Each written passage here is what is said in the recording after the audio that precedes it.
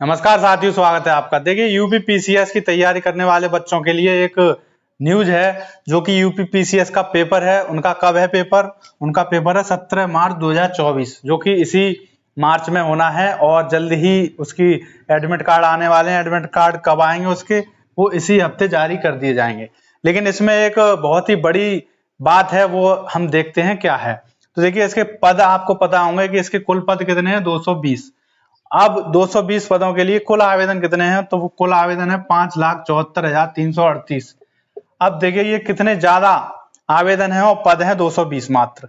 यही है बेरोजगारी की जो डाटा है, वो यही दर्शाता है कि आवेदन है आपके 5,74,000, मतलब 6 लाख के लगभग पद, मतलब इसके आवेदन हो गए और पद हैं कुल 220।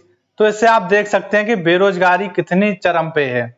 अब उसके बाद जैसे यूपी ट्रिपल एससी आरओ की परीक्षा हुई थी, उसमें भी करीब 400 के लगभग पद थे और उसमें आवेदन भी लाखों में थे। लेकिन क्या हुआ कि बच्चों ने जो बहुत 2-3 साल से मेहनत कर रहे हैं, हर साल मेहनत कर रहे हैं, वो मेहनत से पेपर दे के आते हैं, बाद में पता चलता है कि पेपर लीक हो गया। अब उस लीक पेपर को भी सरकार नहीं मानती, उसके लिए धरना देना पड़ता है।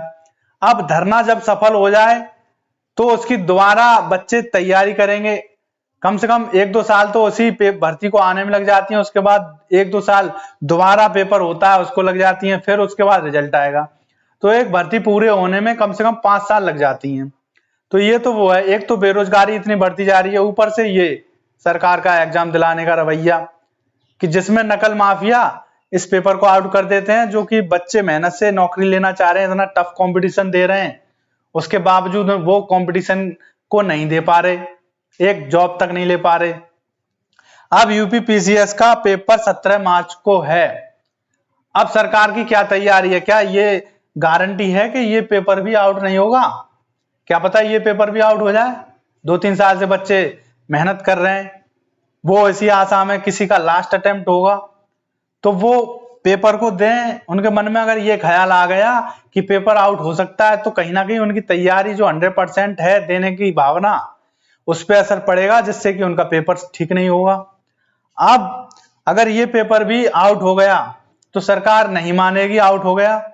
या तो इसमें जितने पद हैं 220, इसमें अगर 200 बच्चे भी नकल से चले गए तो जो मेरिट में वो चले गए 200 बच्चे नकल वाले। अब जो मेरिट में चले गए और जो मेरिट में नहीं आए, क्या उनकी दोबारा मेरिट तो लगती नहीं है इसमें कि अब ये चले गए, अब ये मेन देंगे, उसके बाद ये बाहर हो जाएंगे या फिर कोई अंदर भी जा सकता है। तो ये तो धांधली से जाने वाले लोग हैं, इनकी वजह से कौन रह जाएगा? जो मेहनत से पढ़ रहे हैं। तो 200 बच्चे जो मेहनत से अपना एग्जाम की तैयारी कर रहे हैं और देने वाले थे, अगर वो रह गए मेरिट में आने से, तो वो तो जा ही नहीं पाएंगे।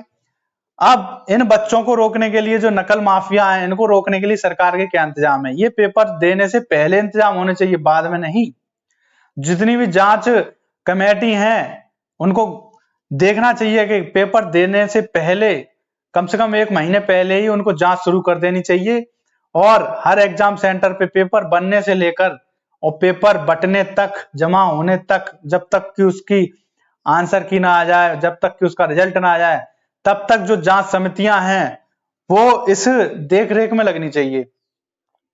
जितने भी जिलों में पेपर हो, कम से कम अगर 70 जिलों में पेपर हो रहा है तो कम से कम इसकी 35 जांच समिति बननी चाहिए। समिति बने, कमेटियां गठित हों जो कि हर सेंटर पे हों और उन पेपर की देखभाल करें। तब जाके ये पेपर निष्पक्ष रूप से होगा और आउट नहीं होगा। वरना ये पेपर भी आउट हो जाएगा, किसी को पता नहीं चलेगा। अगर आउट हो भी गया तो ये पीसीएस देने वाले बच्चे जो एक कमरे में रह के पढ़ते हैं, ये धूप झेल लेंगे, धूप में बैठेंगे, बीमार पड़ेंगे, सरकार तब भी नहीं मानेगी, इन पे लाठियां बरसाएगी।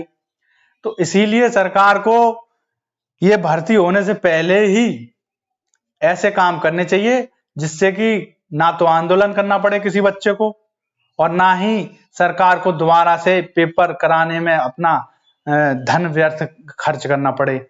इसीलिए अभी से इसकी तैयारी शुरू करें कि जो जो कमियां यूपी ट्रिपल एससी आरओ में रह गई, यूपी पुलिस में रह गई, वही समितियां, मतलब जो जांच समिति हैं, उनको गठित करके और ऐसी कार्रवाई की जाए कि कोई भी नकल करे तो उसको पहले ही पकड़ा जाए, और अगर फिर भी पकड़ लिया, मतलब परीक्षा होने पे भी ऐसी समितियां उन पे नजर रखें जिससे कि परीक्षा आउट ना हो और इसका पेपर भी आउट ना हो, कोई भी नकल से इस परीक्षा को ना दे पाए, तो जाके इस परीक्षा की देखभाल हो सकती है। वरना क्या पता इसमें भी 220 में से मतलब 20 बच्चे भी चले गए तो बहुत नुकसान हो जाएगा, 20 बच्चे जो पढ़ने वाले हैं अगर वो रह गए तो। इसीलिए मैं सरकार से कहना चाहूंगा कि जितनी भी समितियां हैं वो पेपर आउट होने के बाद काम ना करें, पेपर होने से पहले ही 1 महीने पहले से ही अपना काम शुरू करें और ऐसा नियम बनाएं जिससे कि पेपर ही आउट ना हो। तो मिलते हैं अगली वीडियो में। Thank you.